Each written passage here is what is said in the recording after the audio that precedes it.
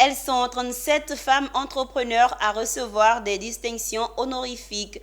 L'initiative est à l'actif de la coalition des Organisations Unies qui veut fédérer les organisations de femmes au plus haut niveau, renforcer leurs capacités, créer des opportunités de financement et d'affaires, mais aussi de construire une économie forte régionale avec des femmes entrepreneurs africaines autonomes. Cet rendez-vous qui a rassemblé des femmes qui tiennent un pan de l'économie ivoirienne et de la sous-région. Fédérées au sein de la coalition des Organisations Unies, ces femmes chefs d'entreprise et coachs se sont retrouvées à Abidjan pour faire le bilan de 2023. Cette rencontre a vu la participation de plusieurs présidentes et représentantes d'organisations venues de plusieurs pays de la sous-région. Marthe Rabiosi, femme passionnée et pluridisciplinaire, par ailleurs présidente de la coalition des Organisations Unies, a fait le bilan des activités de 2023 et les perspectives pour 2024 après ces chaleureux vœux de Nouvel An adressés aux membres.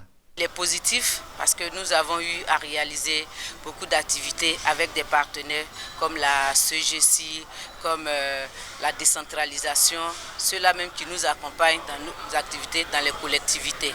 Et la CEGESI, c'est sur l'autonomisation, le digital au mois de l'entrepreneuriat.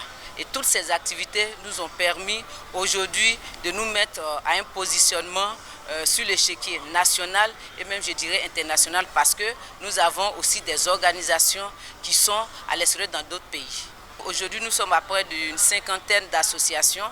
C'est que les femmes aient plus confiance en nous parce qu'une association ne peut pas vivre sans la cotisation ou bien l'apport de ses membres. C'est vrai que nous allons vers les partenaires, mais ces derniers veulent voir ce que nous avons dans les tripes. Si quelqu'un doit te confier son argent, il faudrait que cette personne-là sache ce que toi-même tu peux déjà économiser. Prenant la parole, la présidente du comité d'administration de la coalition Désiré Dioma, l'une des artisanes du leadership en Côte d'Ivoire, a invité les femmes à pérenniser ce réseau dynamique et engagé, capable de relever les défis complexes de notre époque. Parce qu'aujourd'hui, de grosses vêtières ont envie de travailler avec nous, ont envie de nous accompagner. En tout cas, cette année, c'est l'année de l'accomplissement, c'est l'année de l'élévation. On n'a plus droit à l'erreur parce que nous sommes suffisamment outillés. Et nous proposons des activités en interne pour les femmes. Nous avons su varier les activités pour toucher tous les centres d'intérêt des femmes. L'autre temps fort ayant marqué cette rencontre annuelle, c'est la distinction de 37 femmes entrepreneurs de Côte d'Ivoire et de la sous-région. Des femmes, parmi lesquelles Awa Coulibaly Agnero Nomel, dont l'engagement au service de la gente féminine n'est plus à démontrer.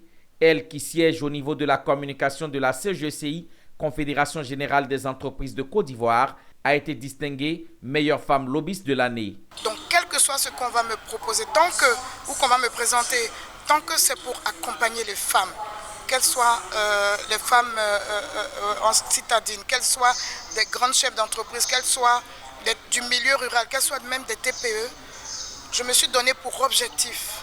Je me suis dit, Dieu m'a donné la chance d'avoir des diplômes, d'avoir un certain niveau de connaissances et je dois pouvoir le partager même avec les femmes. La cérémonie, placée sous le patronage de Dr Yapi Fidel, directeur général de la décentralisation et du développement local, s'est déroulée sous le regard de la vénérable Marie-Irène Richmond, sénatrice de Côte d'Ivoire.